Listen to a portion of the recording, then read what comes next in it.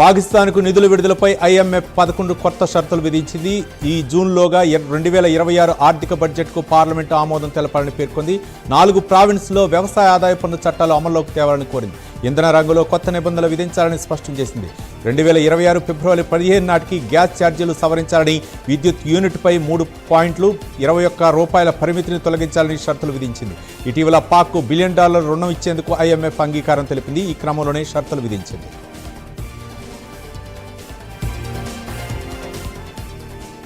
పాక్లో లష్కర్-ఏ-తోయిబా ఉగ్రవాది సైఫుల్లా ఖలీద్ హతమయ్యాడు. ఖలీద్ను గుర్తు తెలియని వ్యక్తులు కాల్చి చంపారు.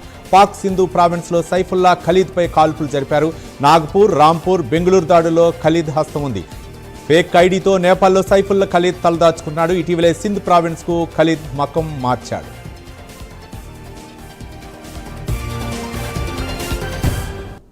PSLV C-61 రాకెట్ ప్రయోగంలో సాంకేతిక సమస్య తలెత్తింది. 3వ దశ తర్వాత నుంచి ఇబ్బందులు మొదలయ్యాయి. దీంతో రాకెట్ ప్రయోగం విఫలమైంది. రాకెట్ ప్రయోగం విఫలం అవడంపై ఇస్రో చైర్మన్ నారాయణ్ స్పందించారు. PSLV C-61 రాకెట్ ప్రయోగం పూర్తి కాలేదని తెలిపారు. విశ్లేషణ తర్వాత అన్ని వివరాలు పూర్తిగా వెల్లడిస్తామని అన్నారు. హైదరాబాద్ చార్మినార్ సమీపంలోని గుల్జర్ హౌస్ లో భారీ అగ్ని ప్రమాదం జరిగింది. భవనం మొదటి అంతస్తులో మంటలు చెలరేగాయి. ఈ ఘటనలో 17 మంది మృతి చెందారు. మృతుల్లో 2 చిన్నారులు, 4 మహిళలు ఉన్నారు. భవనంలో ఉన్న పలువురు ఊపిరాడక స్పృహ కోల్పోయారు. బాధితులను ఉస్మానియా, యశోదా, DRDO అపోలో ఆసుపత్రులకు తరలించారు. కొందరు ఘటనా స్థలంలో, మరికొందరు ఆసుపత్రిలో చికిత్స పొందుతూ మృతి చెందారు.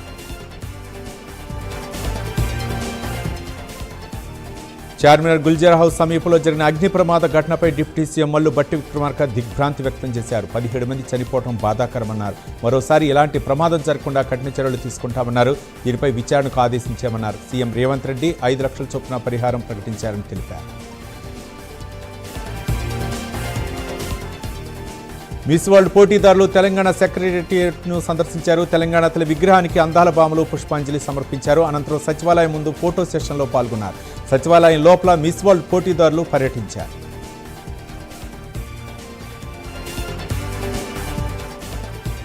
హైదరాబాద్ కమాండ్ కంట్రోల్ సెంటర్ను సుందరిమణులు సందర్శించారు. రెడ్ కార్పొరేట్పై ముద్దు గుమ్మలకు పోలీసు జాగ్లాలు, పుష్పగుచ్చాలతో స్వాగతం పలికాయి. భాగ్యనగర శాంతి భద్రత పరిరక్షణకు కేంద్ర బిందువుగా ఉన్న కమాండ్ కంట్రోల్ సెంటర్ను ఆసక్తిగా పరిశీలించారు. ఒక్కో విభాగం పనితీరును అధికారులు మిస్ వరల్డ్ పోటీదారులకు వివరించారు. అత్యాధునిక సాంకేతికతను ఉపయోగిస్తూ పోలీసులు శాంతి భద్రతలను కాపాడుతున్న తీరుపై హర్షం వ్యక్తం చేశారు.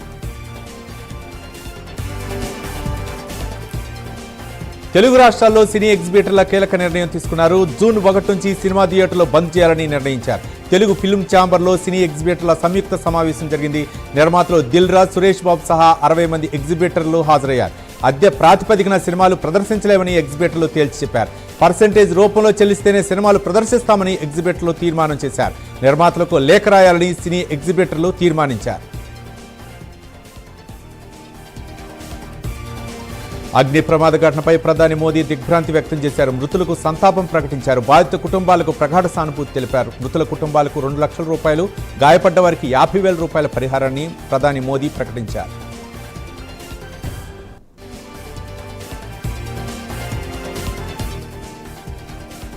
ఏఐసీసీ అధ్యక్షుడు మల్లికార్జున ఖర్గే సీఎం రేవంత్ రెడ్డికి ఫోన్ చేసి గుల్జర్ హౌస్ అగ్ని ప్రమాదంపై వివరాలు అడిగి తెలుసుకున్నారు.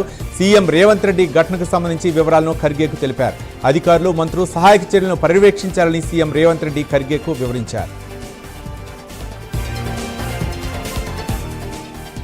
హైదరాబాద్లోని గుల్జర్ హౌస్లో జరిగిన విషాదకర అగ్ని ప్రమాదం ఘటనపై సీఎం చంద్రబాబు స్పందించారు. అగ్ని ప్రమాదంలో అమాయకులు ప్రాణాలు కోల్పోవడంపై ఎక్స్ వేదికగా తీవ్ర దిగ్భ్రాంతి వ్యక్తం చేశారు. మృతుల కుటుంబాలకు తన ప్రగాఢ సానుభూతి తెలిపారు. గాయపడిన వారు త్వరగా కోలుకోవాలని ప్రార్థిస్తున్నారని ఆయన ఎక్స్లో తెలిపారు. గుల్జర్ హౌస్ అగ్ని ప్రమాదంపై AP deputy CM Pavan Kalyan విచారం వ్యక్తం చేశారు. గుల్జర్ హౌస్ అగ్ని ప్రమాదంపై తీవ్ర ఆవేదనకు గురయ్యానన్నారు. బాధిత కుటుంబాలకు ప్రగాఢ సానుభూతి తెలిపారు. మృతుల కుటుంబాలను అన్ని విధాలా ఆదుకోవాలని తెలంగాణ ప్రభుత్వానికి విజ్ఞప్తి చేస్తున్నారని పవన్ కళ్యాణ్ అన్నారు. క్షతగాతులకు మెరుగైన వైద్యం అందించాలన్నారు.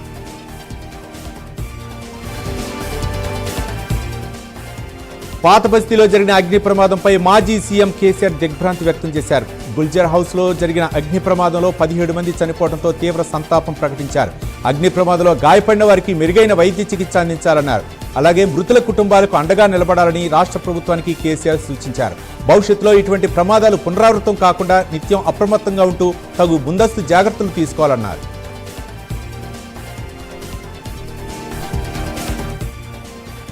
బీఆర్ఎస్ అధినేత మాజీ సీఎం కేసీఆర్ ను ఎర్రవెల్లి నివాసంలో తెలంగాణ కోసం ప్రాణాలను అర్పించిన అమరుడు కానిస్టేబుల్ కృష్ణయ్య కుటుంబ సభ్యులు మర్యాదపూర్వకంగా కలిశారు. కృష్ణయ్య కుమార్తె ప్రియాంక చదువుకు కేసీఆర్ ఆర్థిక సాయం అందించారు. వైద్య విద్యలో ఆసక్తి కనపరిచిన ప్రియాంకను ఇప్పటికే కేసీఆర్ ఎంబీబీఎస్ చదివించారు. పీజీ చేస్తున్న ప్రియాంక చదువుకు కావలసిన ఆర్థిక సాయాన్ని కేసీఆర్ కృష్ణయ్య భార్య పిల్లలకు అందించారు. కృష్ణయ్య కుటుంబానికి తన సంపూర్ణ సహకారం ఎప్పటికీ కొనసాగుతూనే ఉంటుందని కేసీఆర్ భరోసా ఇచ్చారు.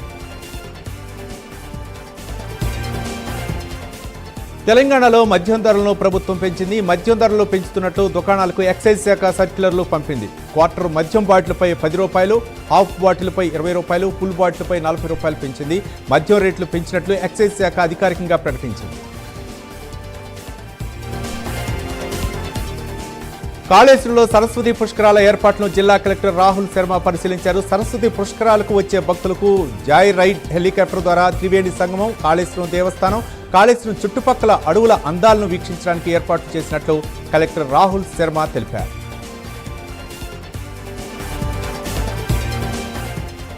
తిరుమల శ్రీవారి లడ్డు కల్తీ నెయ్యి కేసులో సిట్ మరో ముందడుగు వేసింది. ఇప్పటికే కల్తీ నెయ్యి వివాదంలో 6గురిని అరెస్ట్ చేసిన సిట్ రెండవ ఛార్జ్ షీట్లో 15 మందిపై కేసు నమోదు చేసింది. పలువురు టీటీడీ ఉద్యోగులను సిట్ విచారణకు రావాలని ఆదేశించింది. కల్తీ నెయ్యి వివాదంలో 2 టీటీడీ ఉద్యోగులు అరెస్ట్ చేసే అవకాశం ఉంది.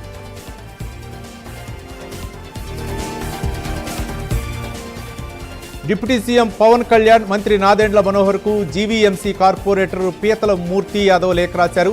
జీవీఎంసీలో జనసేనకు చెందిన వ్యక్తి డిప్యూటీ మేయర్గా ఉంటే పార్టీకి గర్వకారణమన్నారు. డిప్యూటీ మేయర్ పదవిని జనసేనకు ఇవ్వాలని టీడీపీని కోరటం పార్టీ నాయకుడిగా మీ నిర్ణయమన్నారు. మీ నిర్ణయానికి తాను కట్టుబడి ఉంటారని తెలిపారు. మేయర్ ఎన్నికల సమయంలో డిప్యూటీ మేయర్ పదవిని జనసేన పార్టీకి కేటాయిస్తారని టీడీపీ నేతలు హామీ ఇచ్చారని ఆయన గుర్తు చేశారు. ఆంధ్రప్రదేశ్లో కొత్త రాజకీయం మొదలైందంటూ చంద్రబాబు ప్రభుత్వంపై వైసీపీ నేత కాసు మహేష్ రెడ్డి ఫైరయ్యారు. గతంలో అక్కడక్కడ గ్రామాల్లో ఫ్యాక్షన్ ఉండేదని, కానీ కూటమి ప్రభుత్వం ఫ్యాక్షన్ రాజకీయాన్ని రాష్ట్రమంతా అమలు చేసిందని ఆగ్రహం వ్యక్తం చేశారు. ప్రతి నాయకుడిని అణగదొక్కాలన్న ఆలోచనతోనే అక్రమ కేసులతో ప్రభుత్వం ముందుకెళ్తుందని ఆరోపించారు. ఎన్నడూ లేని విధంగా ఐఏఎస్, ఐపీఎస్ అధికారులను అక్రమ కేసులు పెట్టి జైలుకు పంపారని మండిపడ్డారు.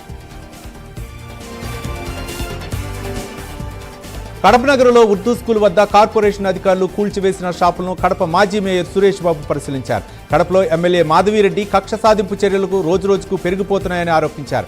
ఎమ్మెల్యేపై ఆరోపణలు చేస్తే వెంటనే వారి ఆస్తులను దాడులు చేస్తున్నారని ఆరోపించారు. వైసీపీ నేత చంద్రరాజ్ రెడ్డిపై కక్ష సాధింపు చర్యలో భాగంగా అతని షాపులతో పాటు 10 షాపులను కూల్చివేశారని తెలిపారు. ఇటువంటి నోటీసులు ఇవ్వకుండా షాపులను కూల్చివేయటం అన్యాయమని సురేష్ బాబు వివరించారు.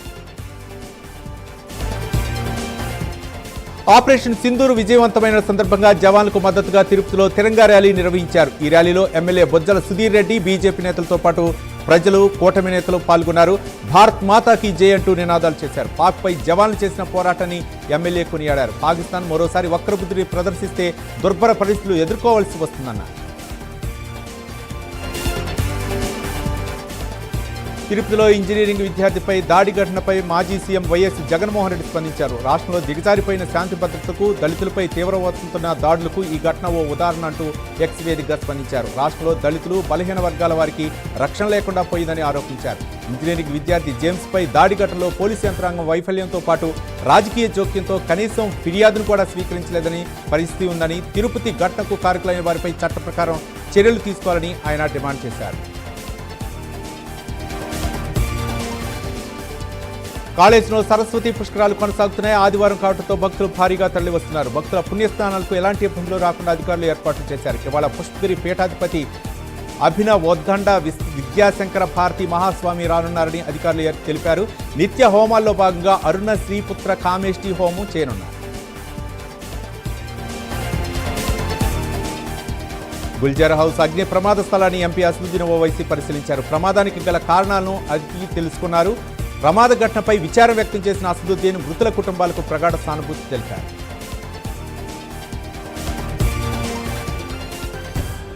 వేములవాడ రాజన్న ఆలయానికి భక్తులు పోటెత్తారు. స్వామివారి దర్శనం కోసం క్యూ లైన్లో బారులు తీరారు. భక్తుల రద్దీతో ఆది దంపతుల దర్శనానికి 4 గంటల సమయం పడుతుంది. ఇవాళ రేపు గర్భాలయంలో ఆర్జిత సేవలను ఆలయ అధికారులు రద్దు చేశారు. కాళేశ్వరంలోని ముక్తేశ్వర స్వామిని నటుడు రాజేంద్ర ప్రసాద్ దర్శించుకున్నారు. సరస్వతి పుష్కరాల నేపథ్యంలో కాళేశ్వరం త్రివేణి సంఘంలో పుణ్యస్నానం చేసి ప్రత్యేక పూజలు చేశారు. అనంతరం ముక్తేశ్వర స్వామిని శుభాభినందన దేవి ఆలయంలో అమ్మవారిని దర్శించుకున్నారు. రాజేంద్ర ప్రసాద్కు అర్చకులు స్వామివారి తీర్థ ప్రసాదాలు అందజేశారు. కాకినాడ జిల్లా తునిలో భారతీయ జనతా పార్టీ ఆధ్వర్యంలో తిరంగా ర్యాలీ నిర్వహించారు. గొల్ల అప్పారావు సెంటర్ నుంచి రామా థియేటర్ వరకు ర్యాలీ కొనసాగింది. ఆపరేషన్ సింధూర్ విజయవంతం పట్ల నేతలు హర్షం వ్యక్తం చేశారు. యుద్ధంలో వీరమరణం పొందిన సైనికులు నివాళులర్పించారు. పాకిస్తాన్తో జరిగిన యుద్ధంలో ప్రపంచానికి మన సత్తా ఏంటో చూపించారని బీజేపీ తుని నియోజకవర్గ కన్వీనర్ గోపాలకృష్ణ అన్నారు. రాజన్న సిరిసిల్ల జిల్లా వేములవాడ రాజరాజేశ్వర స్వామి వారిని అయోధ్యలోని లవకుశ జన్మభూమి తీర్థక్షేత్ర ట్రస్ట్ అధ్యక్షుడు మహానాథ్ మహేంద్రదాస్ జీ ప్రభుత్వ విప్ ఆది శ్రీనివాస్ దర్శించుకున్నారు. స్వామివారికి కోడెమొక్కులు చెల్లించి ప్రత్యేక పూజలు నిర్వహించారు. సింహాచలంలోని శ్రీ వారాహ లక్ష్మీనరసింహస్వామి వారికి స్వర్ణ పుష్పార్చన వేడుక వైభవంగా జరిగింది. దేవస్థాన వేద పండితులు వేద మంత్రాలు నాదస్వర మంగళ వాయిద్యాలతో శాస్త్రోక్తంగా స్వామివారికి 108 బంగారు సంపెంగలతో స్వర్ణ పుష్పార్చన నిర్వహించారు. ఈ కార్యక్రమంలో భక్తులు పెద్ద సంఖ్యలో హాజరై కన్నులారా వీక్షించి తరించారు. తొలుత అర్చకులు వేకువజామునే స్వామివారిని సుప్రభాత సేవలో మేల్కొలిపి ప్రాతకాల పూజలు సాంప్రదాయబద్ధంగా నిర్వహించారు. మాజీ ఎంపీ తోట సీతారామలక్ష్మి ఆధ్వర్యంలో భీమవరంలో మినీ మహానాడు నిర్వహించారు. స్వర్గీయ ఎన్టీ రామారావు బడుగు బలహీన వర్గాల కోసం తెలుగుదేశం పార్టీని స్థాపించారని సీతారామలక్ష్మి తెలిపారు. పార్టీ కోసం పనిచేసిన కార్యకర్తలకు మహానాడు వేదికగా గుర్తింపు లభిస్తుందని చెప్పారు. ఈ నెల 27, 28, 29 తేదీలో కడపలో జరిగే రాష్ట్ర మహానాడుకు కార్యకర్తలు పెద్ద సంఖ్యలో తరలివచ్చి విజయవంతం చేయాలని సీతారామలక్ష్మి కోరారు. మహానాడుకు అన్ని ఏర్పాట్లు చేస్తున్నామన్నారు టీడీపీ రాష్ట్ర అధ్యక్షుడు Palla Srinivasa Rao. Never before never after అన్న విధంగా మహానాడు నిర్వహిస్తామని చెప్పారు. మొదటి 2 రోజులు ప్రతినిధుల సభ ఉంటుందని, సభకు 23,000 మంది ప్రతినిధులు పాల్గొంటారని అన్నారు. 3వ రోజు 5 లక్షల మందితో సభను నిర్వహిస్తామన్నారు. పార్టీ సిద్ధాంతాలు, రాయలసీమ అభివృద్ధిపై చర్చించనున్నట్లు తెలిపారు.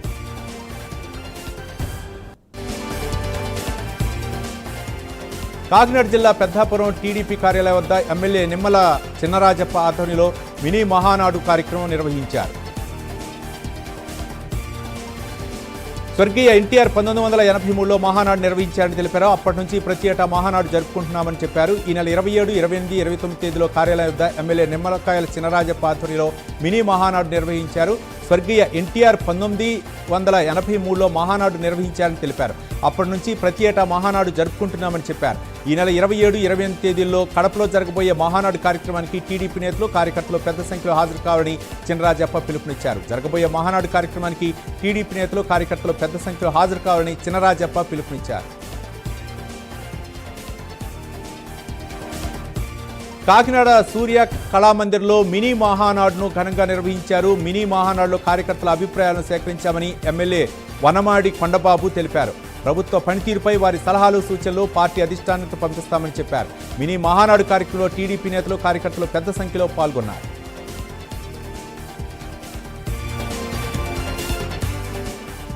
నెల్లూరులో మంత్రి నారాయణ ఆధ్వర్యంలో మినీ మహానాడు ఘనంగా నిర్వహించారు. టీడీపీ నేతలు, కార్యకర్తలు పెద్ద సంఖ్యలో హాజరయ్యారు. మినీ మహానాడులో చేసిన ప్రతిపాదనలన్నీ అమలు చేస్తామని మంత్రి నారాయణ చెప్పారు. ఇళ్ల పట్టాల సమస్యలను పరిష్కరిస్తామని, పంట కాలువలను ఆధునీకరిస్తామని చెప్పారు. ప్రతి ఇంటికి అమృత్ పథకం ద్వారా ప్రతి ఇంటికి కుళాయి కనెక్షన్ ఇస్తామని మంత్రి నారాయణ తెలిపారు.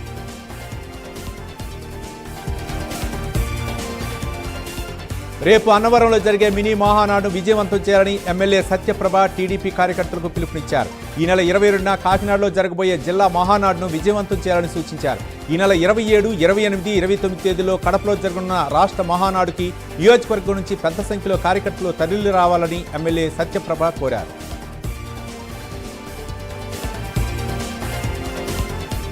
యాదాద్రి భువనగిరి జిల్లా చౌటుప్పల మండలం పంతంగి టోల్గేట్ వద్ద డీసీఎంలో అక్రమంగా తరలిస్తున్న 28 ఆవులను పోలీసులు పట్టుకున్నారు. అరటికాయల లోడ్ల మాటున పశువులను రవాణా చేస్తుండగా పోలీసులు గుర్తించి అదుపులోకి తీసుకున్నారు. ఆంధ్రప్రదేశ్ రాష్ట్రం పిఠాపురం నుంచి హైదరాబాద్కు పశువులను రవాణా చేస్తున్నట్టు పోలీసులు తెలిపారు.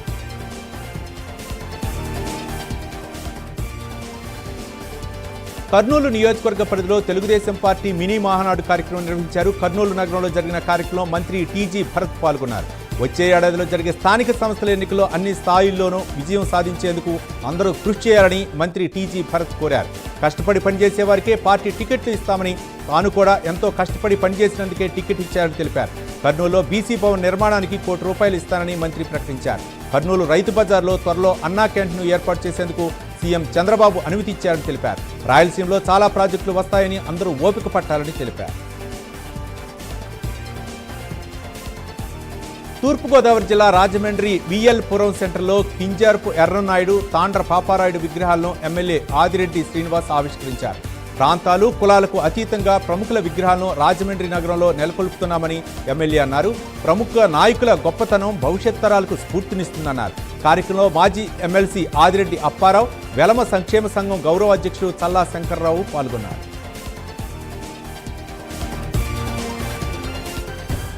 ఆపరేషన్ సింధూర్ విజయవంతం కావడంతో శ్రీ సత్యసాయి జిల్లా కదిరిపట్నంలో ఎమ్మెల్యే కందికుంట వెంకట ప్రసాద్ ఆధ్వర్యంలో భారీ బైక్ ర్యాలీ చేపట్టారు. మదనపల్లి రోడ్లోని పీవీఆర్ ఫంక్షన్ హాల్ నుంచి రాయచోటి రోడ్డు వరకు ర్యాలీ నిర్వహించారు. భారత్ మాతాకి జై, జై జవాన్ అంటూ యువత దేశభక్తిని చాటుకున్నారు. పెహల్గాం ఘటనలో ప్రాణాలు కోల్పోయిన వారికి, ఆపరేషన్ సింధూర్లో అమరులైన జవాన్లకు నివాళులర్పించారు. అంబేద్కర్ కోనసీమ జిల్లా రావులపాలెంలో ఎమ్మెల్యే బండారు సత్యానందరావు ఆధ్వర్యంలో తిరంగా ర్యాలీ నిర్వహించారు. టీడీపీ క్యాంపు కార్యాలయం నుంచి కళా వెంకట్రావు సెంటర్ వరకు త్రివర్ణ పథకాలు, ప్లకార్డులతో ర్యాలీ చేశారు. ఈ కార్యక్రమంలో అమలాపురం ఎంపీ హరీష్ మాధూకర్, జనసేన పార్టీ ఇన్ఛార్జి బండారు శ్రీనివాసరావు, కూటమి నేతలు పాల్గొన్నారు. అంతకుముందు పార్టీ కార్యాలయంలో జరిగిన కార్యక్రమంలో రిటైర్డ్ సైనికులను ఘనంగా సత్కరించారు. అమరవీరులకు నివాళులర్పించారు. ఆపరేషన్ సింధూర్ విజయోత్సవాన్ని పురస్కరించుకుని జమ్మలమడుగులో తిరంగా ర్యాలీ నిర్వహించారు. సంజమాల మోటు నుంచి గాంధీ కోడ్ల వరకు కూటమి నాయకుల ఆధ్వర్యంలో ర్యాలీ జరిగింది. ఈ ర్యాలీలో MLA Adinarayana Reddy, Jammalamadugu TDP in-charge Bhupesh Reddy, Janasena party నేతలు, హిందూ ముస్లింలు పాల్గొన్నారు. వందే మాతరం, భారత్ మాతాకి జై, జై జవాన్ అంటూ నినాదాలు చేశారు.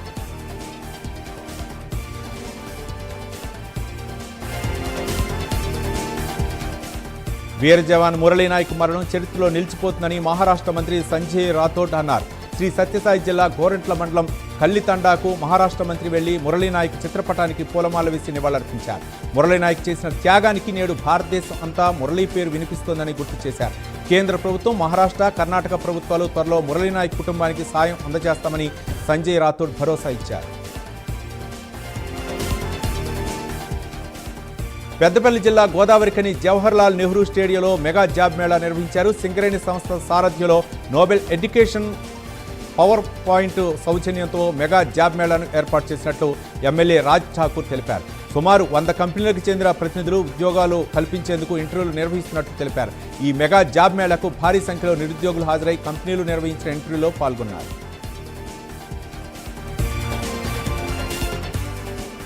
ఉస్మానియా ఆసుపత్రి వద్ద GHMC mayor Gadwal Vijayalakshmi, Congress MP Anil Kumar యాదవ్పై మృతుల బంధువులు తిరగబడ్డారు. గుల్జర్ హౌస్ ప్రమాదంలో బాధిత కుటుంబాలను పరామర్శించడానికి వచ్చిన GHMC mayor, MP Anil Kumar యాదవ్పై మృతుల బంధువులు తీవ్ర స్థాయిలో ధ్వజమెత్తారు.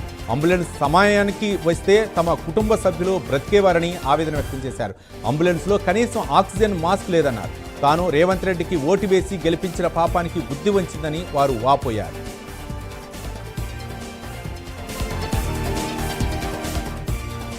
కాకినాడ జిల్లా కేంద్రంలోని కోరమండల్ ఇంటర్నేషనల్ లిమిటెడ్లో పరిశ్రమల్లో భద్రతపై అవగాహన కార్యక్రమం నిర్వహించారు. ఈ కార్యక్రమంలో మంత్రి వాసంశెట్టి సుభాష్ పాల్గొన్నారు. కార్మికుల సంక్షేమం, భద్రతే ప్రభుత్వ లక్ష్యమని అన్నారు. రాష్ట్రంలో సుమారు 86 లక్షల మంది కార్మికులు వివిధ రంగాల్లో పనిచేస్తున్నారని, వారి అభివృద్ధికి కూటమి ప్రభుత్వం కట్టుబడి ఉందన్నారు. కష్టజీవులుగా నిరంతరం శ్రమిస్తున్న శ్రామిక లోకాన్ని గత ప్రభుత్వం తీవ్రంగా నిర్లక్ష్యం చేసి అణిచివేతకు గురిచేసిందన్నారు. కార్మికుల సంక్షేమం, ఆరోగ్య భద్రత కోసమే ఈఎస్ఐ ఆసుపత్రిలో మెరుగైన వైద్య సేవలు అందేలా కృషి చేస్తున్నామని మంత్రి చెప్పారు.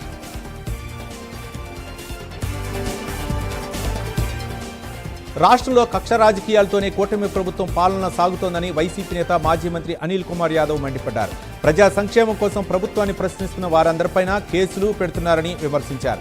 గతంలో కేవలం రాజకీయ నాయకులపైన కక్ష రాజకీయాలు చేసేవారని, కూటమి ప్రభుత్వం ఐఏఎస్, ఐపీఎస్లపైన కూడా కక్షపూరితంగా వ్యవహరిస్తూ ఇబ్బందులు పాలు చేస్తోందని ఆరోపించారు.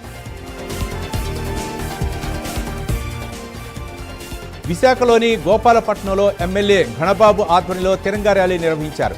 గోపాలపట్నం నుంచి ఎన్ఏడి కొత్త రోడ్డు వరకు ర్యాలీ చేపట్టారు. ఈ ర్యాలీలో సైనికులు, మాజీ సైనికులతో పాటు ప్రజలు పాల్గొన్నారు. ఆపరేషన్ సింధూర్లో పాల్గొన్న కాకానీ నగర్కు చెందిన సైనికుడు వసంత కుమార్ని ఎమ్మెల్యే సత్కరించారు. ఆపరేషన్ సింధూర్తో భారత్ పాకిస్తాన్కు తగిన గుణపాఠం చెప్పిందన్నారు. పెహల్గాం ఘటన తర్వాత జరిగిన పరిణామాల్లో ప్రధాని మోదీ తీసుకున్న నిర్ణయానికి చంద్రబాబుతో పాటు దేశంలోని ప్రజలందరూ మద్దతు పలికారని అన్నారు. గుంటూరు జిల్లా తాడికొండ నియోజకవర్గంలో వైఎస్ఆర్ కాంగ్రెస్ పార్టీ పరిరక్షణ కమిటీ సమావేశం నిర్వహించారు. నియోజకవర్గంలో మండల అధ్యక్షులను సంప్రదించకుండా గ్రామ అధ్యక్షులను వేయడం దారుణమని మేడుకొండూరు జడ్పీటీసీ సభ్యుడు కందుల సిద్ధయ్య అన్నారు. నియోజకవర్గంలో సమన్వయకర్త లోపం స్పష్టంగా కనపడుతుందన్నారు. వైసీపీ పెట్టినప్పటి నుంచి ఉండి పార్టీ కోసం పనిచేస్తామని బీసీసీఎల్ రాష్ట్ర అధ్యక్షులు పసుపులేటి వెంకటేశ్వర్లు అన్నారు. పార్టీ కోసం పనిచేసిన వ్యక్తులను దూరం పెడుతున్నారని ఆరోపించారు.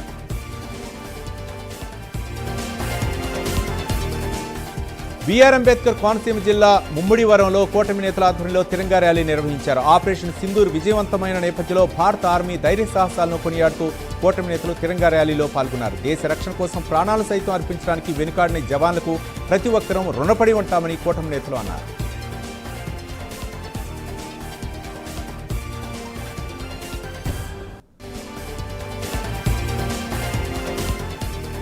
తిరుమల శ్రీవారిని టీమిండియా కోచ్ గౌతమ్ గంభీర్ దర్శించుకున్నారు. తెల్లవారుజామున సుప్రభాత సేవలో కుటుంబ సమేతంగా పాల్గొని శ్రీవారిని దర్శించుకుని మొక్కులు చెల్లించుకున్నారు. వీరికి ఆలయ అధికారులు ఘన స్వాగతం పలికారు. దర్శనానంతరం రంగనాయక మండపంలో వేద పండితులు వేదాశీర్వచనం చేసి తీర్థ ప్రసాదాలను అందజేశారు.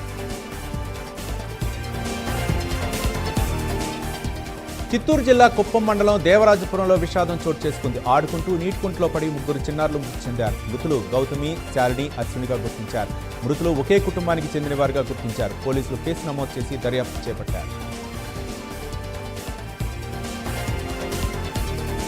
హైదరాబాద్ నేరేట్మెట్ పోలీస్ స్టేషన్ పరిధిలో విషాదం చోటు చేసుకుంది. ఫోన్ ఎక్కువగా చూస్తున్నాడని తల్లిదండ్రులు మందలించడంతో తీవ్ర మనస్తాపానికి గురైన పాపయ్య అనే విద్యార్థి ఉరివేసుకుని సూసైడ్ చేసుకున్నాడు. అది గమనించిన తల్లిదండ్రులు అతన్ని మల్కాజ్గిరిలోని ఎల్కే ఆసుపత్రికి తరలించగా అప్పటికే మృతి చెందినట్టు వైద్యులు తెలిపారు. కుమారుడి మృతితో తల్లిదండ్రులు కన్నీరు మున్నీరుగా విలిపించారు. కాకినాడ జిల్లా సామర్లకోటలో రైలు పట్టాలపై ఓ జంట ఆత్మహత్య చేసుకుంది. మృతులు కాకినాడకు చెందిన పోసిబాబు, దివ్య నాగలక్ష్మిగా గుర్తించారు పోలీసులు. వివాహేతర సంబంధమే వీరి ఆత్మహత్యకు కారణమని తెలిపారు. వీరిద్దరికీ వివాహం అయి పిల్లలు కూడా ఉన్నారు. గత కొంతకాలంగా పోసిబాబు, దివ్య నాగలక్ష్మిల మధ్య వివాహేతర సంబంధం కొనసాగుతుందని వెల్లడించారు. అయితే కుటుంబ సభ్యులకు తెలిసి మందలించడంతో సూసైడ్ చేసుకున్నట్టు పోలీసులు తెలిపారు. సికింద్రాబాద్ మహంకాళి పోలీస్ స్టేషన్ పరిధిలో గుర్తు తెలియని వ్యక్తి దారుణ హత్యకు గురయ్యాడు. మంజు థియేటర్ సమీపంలో జేకే ఫర్నిచర్ దుకాణం వద్ద ఫుట్పాత్పై నివసిస్తున్న వ్యక్తిని గుర్తు తెలియని వ్యక్తి గ్రానైట్ రాయితో కొట్టి హతమార్చినట్టు పోలీసులు భావిస్తున్నారు. స్థానికుల సమాచారం మేరకు ఘటనా స్థలానికి చేరుకున్న పోలీసులు హత్య జరిగిన తీరును పరిశీలించారు. మృతదేహాన్ని పోస్టుమార్టం నిమిత్తం గాంధీ ఆసుపత్రికి తరలించారు. మధ్యలో ఇద్దరి మధ్య ఘర్షణ జరిగిందా లేక మరేమైనా కారణం ఉందా అనే కోణంలో దర్యాప్తు చేపట్టారు.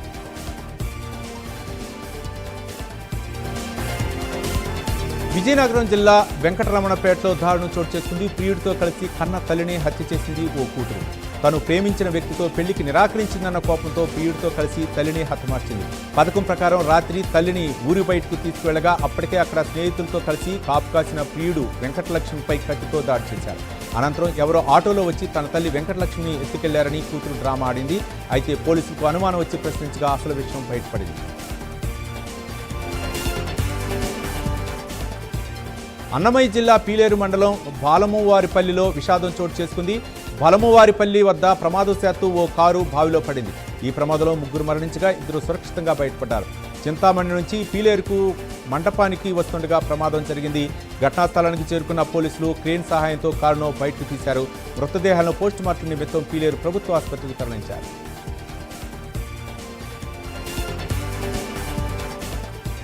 హైదరాబాద్లోని మైలార్దేవులపల్లిలో మరో అగ్ని ప్రమాదం చోటు చేసుకుంది. ఓ 3 అంతస్తుల భవనంలో మంటలు ఎగిసిపడ్డాయి. ప్రమాదాన్ని గుర్తించిన భవనంలోని వారందరూ టెర్రస్ పైకెక్కి ప్రాణాలు కాపాడుకున్నారు. దీంతో అగ్నిమాపక సిబ్బంది మంటలను అదుపు చేసి టెర్రస్ పైకెక్కిన వారందరినీ సురక్షితంగా కిందికి దించారు.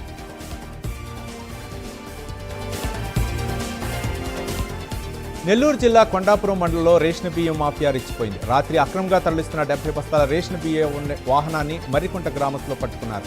సమాచారం అందుకున్న పోలీసులు సంఘటనా స్థలంలో చేరుకుని వాహనాన్ని పోలీస్ స్టేషన్కు తరలించారు. రాత్రి 12 గంటలకు రేషన్ బియ్యం వాహనాన్ని పట్టుకుని పోలీసులకు సమాచారం ఇవ్వగా వారు రాత్రి 2 గంటలకు స్పందించారని స్థానిక టీడీపీ నాయకులు ఆరోపించారు.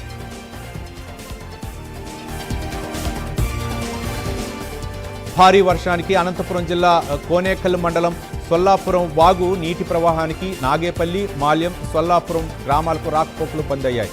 నాగేపల్లి రైతులు వరి ధాన్యాన్ని రోడ్లపై పోసి లూడుపు చేస్తుండగా తెల్లవారుజామున భారీ వర్షం కురిసింది. దీంతో నాగేపల్లి రోడ్డుపై నీరు చేరడంతో వరి ధాన్యం అంతా తడిసిపోయాయని రైతులు ఆవేదన వ్యక్తం చేశారు. వర్ష ప్రభావానికి గ్రామంలో నీరు చేరడంతో గేదెలు నీటిలో చిక్కుపోయాయి అని వాపోయారు. గ్రామస్తులు జేసీబీ సహకారంతో గేదెలను వెలికితీశారు. వరి ధాన్యం పూర్తిగా నష్టపోయామని రైతులను ప్రభుత్వం ఆదుకుని చేయూతనందించాలని రైతులు విన్నవించారు.